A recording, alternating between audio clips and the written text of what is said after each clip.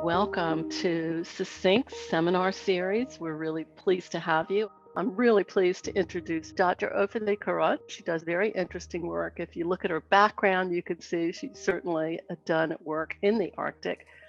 She did her master's and PhD at INRA in Toulouse, France. And her bachelor's she did at University of Lorraine.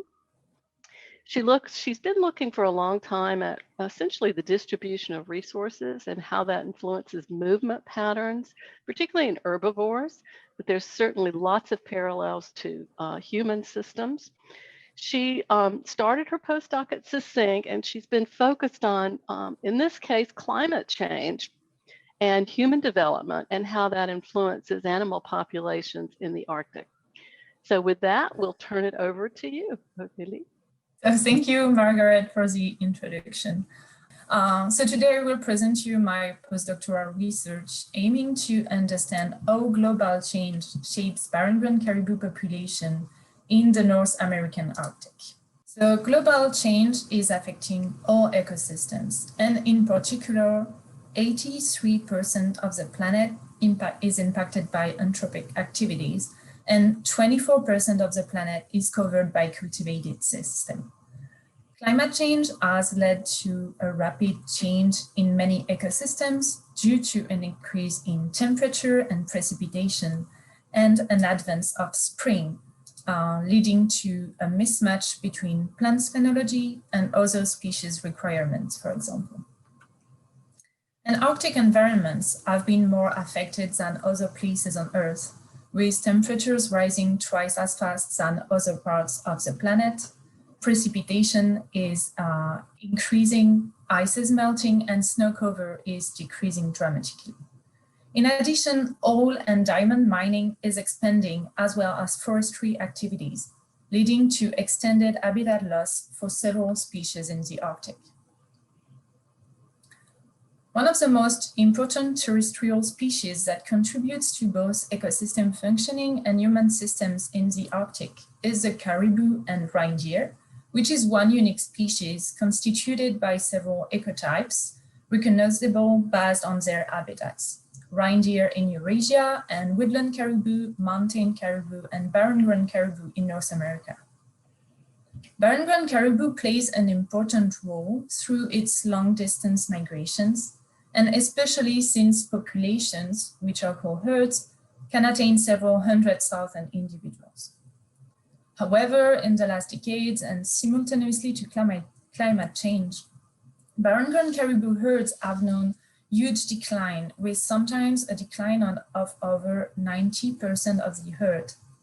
So given the importance of Barren-Ground caribou for the ecosystem and human communities and its recent decline, understanding what drives population dynamics of the species has become essential.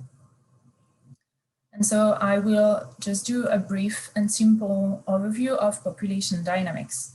In a population, the most important component shaping the dynamics are survival from one year to the other, reproduction, immigration, that is the individuals entering the population from other population, and emigration, that is individuals leaving the population for another population. So if an animal dies or emigrates, it is leaving the population. But if there is a birth or an immigration, an animal enters in the population.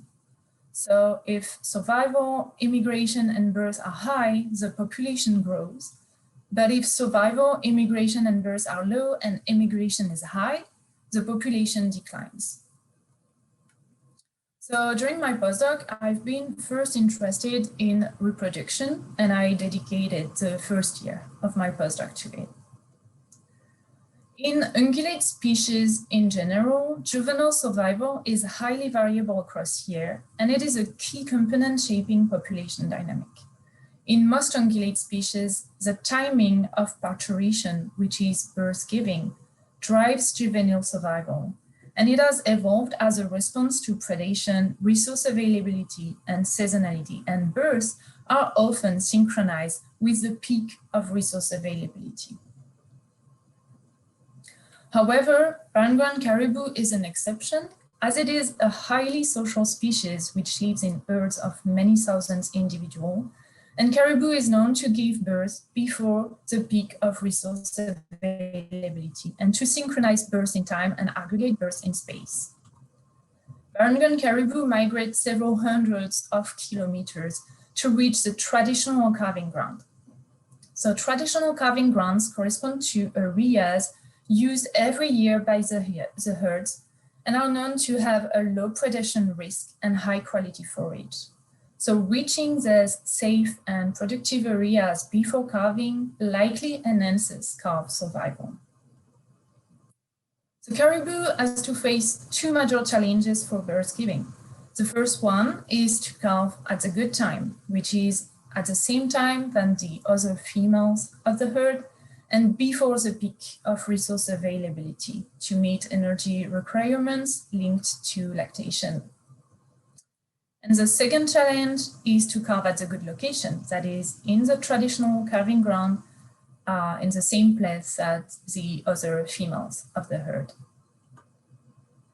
So for examining calving in Barren-Ground caribou, we considered almost 1,800 individual years from 7 herds across the Arctic. And we focused on the period between May 19 to July 7, corresponding to birth giving period. And the map here presents the individual tracks during the considered calving period for the corresponding herds. All these data are associated to 3 different projects. The first one aimed to examine the temporal trend in calving date. The second one aimed to examine calving synchrony and aggregation. And the last one focuses on the spatial shifts of calving ground in Nunavut. For all the individuals, we used and adapted an individual bath method, which has been developed on woodland caribou and which has proven a good reliability on Barren-Ground caribou. And this method analyzes variation in the movement pattern to detect the absence of calving or the presence of calving and estimates the dates of the calving event. This table presents the number of females assigned to each status between the non-parturient female and the parturient female. And on average, 79% of the females had a calf, which is consistent with previous herd surveys. And the map here presents the estimated calving locations, and the color represents the herd. In a first study, we explored the link between climate and animal phenology and movement in diverse Arctic species, including golden eagle, moose, gray wolf, brown and black bear, and woodland, mountain, and Barren-Ground caribou.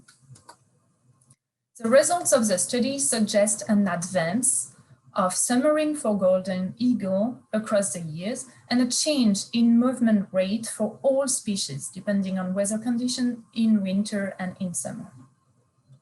And for caribou in particular, we found an advance of the calving date across the years for most of the herds and all ecotypes.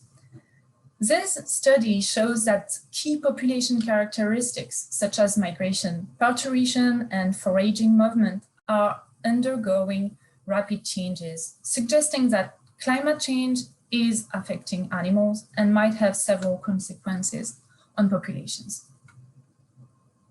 In a second project currently in preparation for submission, we examined calving synchrony and calving aggregation. In this study, we examined variation in the ability to synchronize birth in link to weather condition.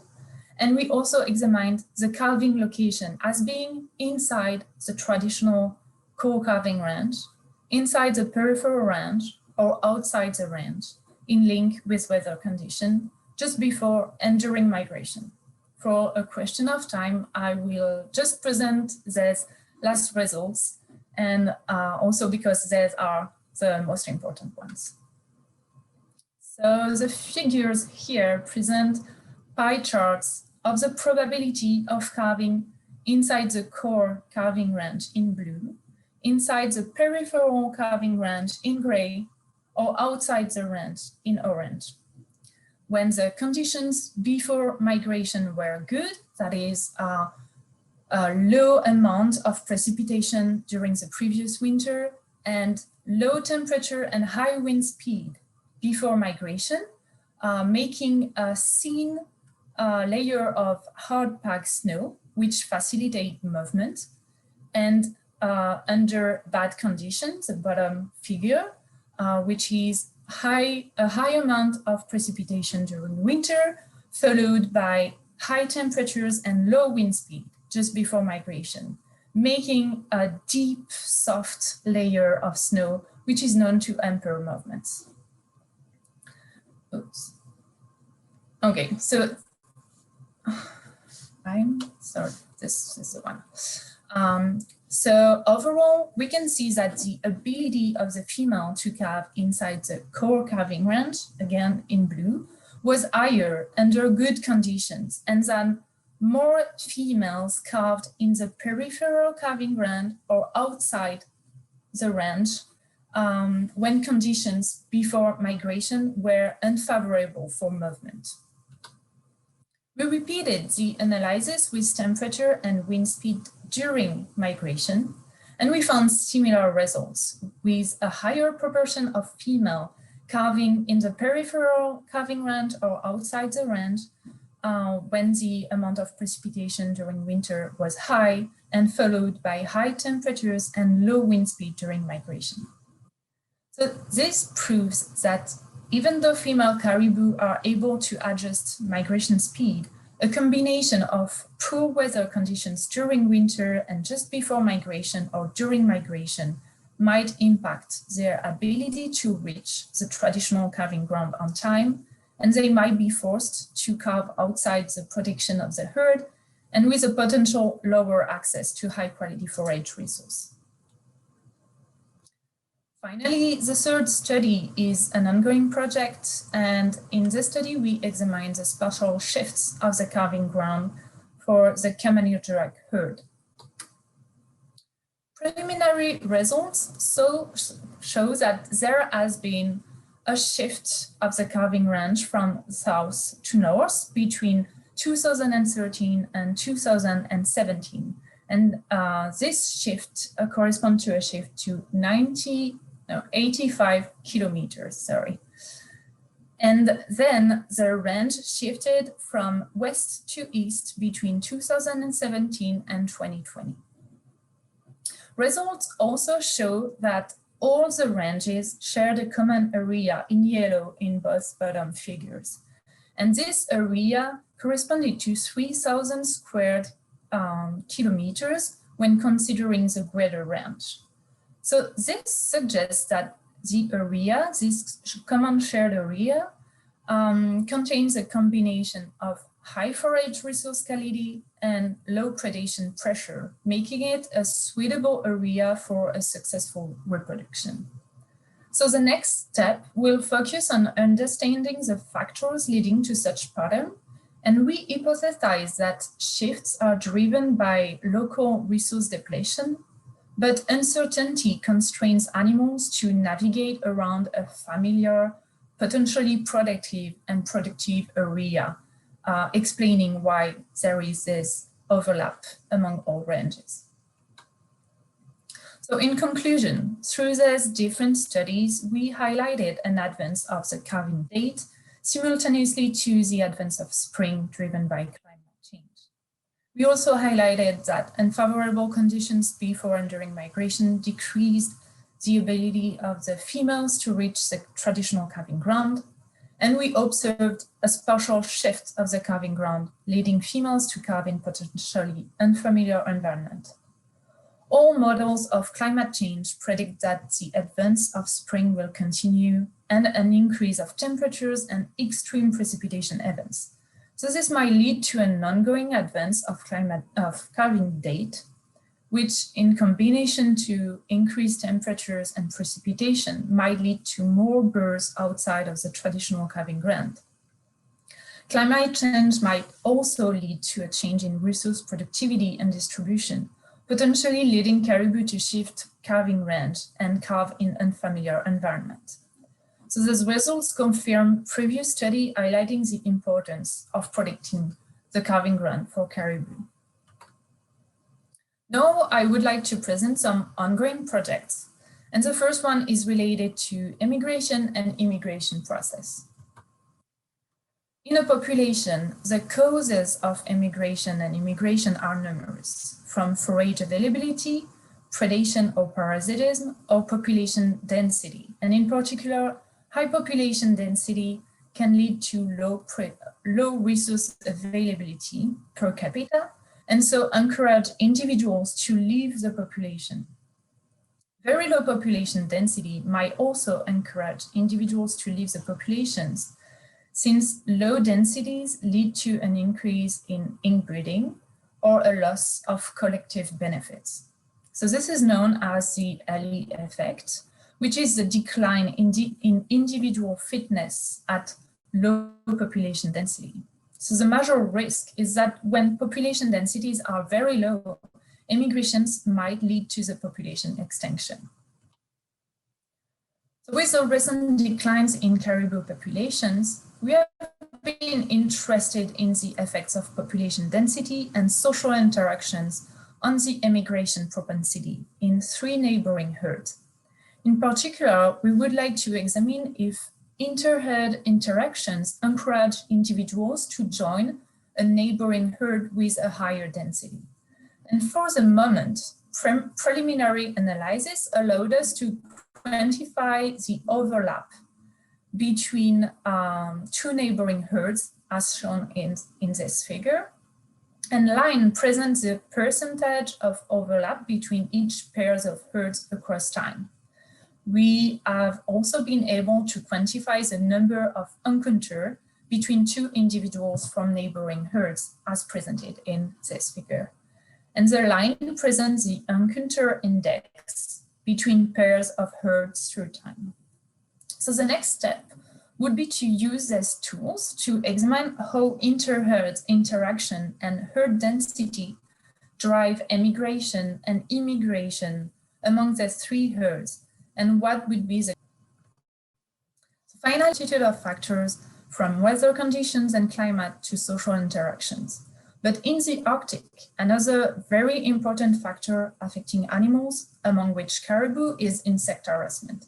And due to the short period of time where conditions are favorable for insect reproduction in the Arctic, their activity is high and harassment is very intense during summer and has multiple impacts on caribou populations. In a review, we explained how insect harassment affects caribou regarding several characteristics as behavior and physiology, and how it shapes social interactions and the demography of the species. And for example, in this figure, we can see how insects affect behavior by the significant increase of movement rate during the insect harassment period. So as the climate changes and annual temperatures warm, the duration of the period of insect harassment is predicted to increase. In practice, while some studies have examined these effects locally using fieldwork survey to quantify insect harassment, examining these effects at large scale on multiple herds has not been done, and due to the challenge of modeling the spatiotemporal distribution of insects using remote sensing products, this is still something that we try to do. So one of my objectives would be to produce a reliable map of insect distribution across the Arctic using remote sensing products of variable known to influence insect activity as temperature, wind speed, humidity, air pressure, or daylight. And here is an example of an attempt to map a street fly activity, so the 2 bottom maps. In 2013 and 2015, using spatial-temporal maps of temperature and wind speed during these 2 years, using the data from the Global Land Data Assimilation System. So finally, the objective would be to examine the effects of insect activity on caribou herds across time across the North American Arctic, and in particular to examine the effects of insects on reproduction, since insect avoidance is known to decrease forage intake and thus to decrease body condition affecting subsequent reproduction. I would like to thank my mentors and all my collaborators, and thank you all for your attention. Thank you, Ophélie. That was extremely interesting. I would like to ask those in the audience to please join us in asking questions. You are free to post those in the Q&A, or you can just speak up. So I'll start, Ophélie. I wanted to ask you if you could talk a little bit about human caribou interactions, and if hunting has changed, if the number of interactions with humans is likely to change, and how this might influence things. So from what I know and what I've been told, caribou is very, very important for local community. It's, I guess, the first source of subsistence for them. So hunting caribou is very important, but not only hunting. Caribou has a cultural value. It has been in the Arctic since non-numberable number of years. So yeah, the cultural value of caribou is really huge for this community. So a potential disparation of populations there could be very dramatic for them in terms of food subsistence, but also cultural value. And I know that hunting is regulated in some areas, but what they have seen is that caribou moves a lot. And because of diamond mining, oil mining, caribou is shifting a bit. And some areas where communities were able to hunt, they have to travel more distance to be able to see caribou and to be able to hunt them. So we can already see the effects of all the changes in the Arctic on both caribou and local human communities. It would just be super interesting to see that in the future incorporated into some of the population dynamics models. We have another person who posted a question and wanted to know, how does the caribou population affect the food chain in the Arctic? And I was also wondering who their natural predators are, other than humans. Okay, so the food chain, this is caribou is eating plants in the Arctic, and mushrooms and berries. And the predators of caribou are brown bear and wolves, gray wolves. Probably eagle can attack the calves, but I'm not sure about that.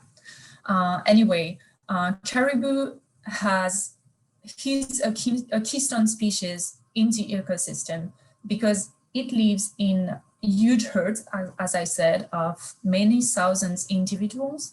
And so they are all aggregated together. So you can imagine that if a huge population like that is grazing in the environment, you will see changes on the vegetation. And then they will also fertilize the ground with the feces. And this will not only impact the plants, but also other herbivores living in the area. So like moose, for example, or muskox.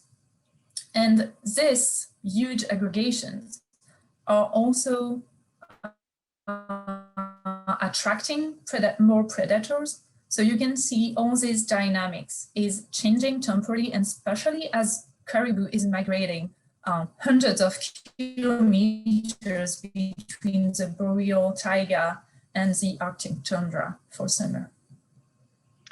Interesting. We have one last question, and that is, someone wonders what you have learned from studying caribou that might be scaled to other taxa. That is a tricky question. I guess that for every model species, you can learn things and apply this to other taxa. And especially for an herbivore species, I guess you can definitely take some things that you learn and apply them to other herbivore species. For example, in Africa, the antelopes are also aggregating in huge herds. And they are that this behavior of aggregation, all the social behavior that we observed in caribou and the migration can be also applied to these antelopes, even though the environment is different. So this is one example, but I guess we can definitely find so many examples of applications to other model species. Thank you. Okay, that's all the time we have. Ophélie, thank you so much for the presentation. It was incredibly interesting.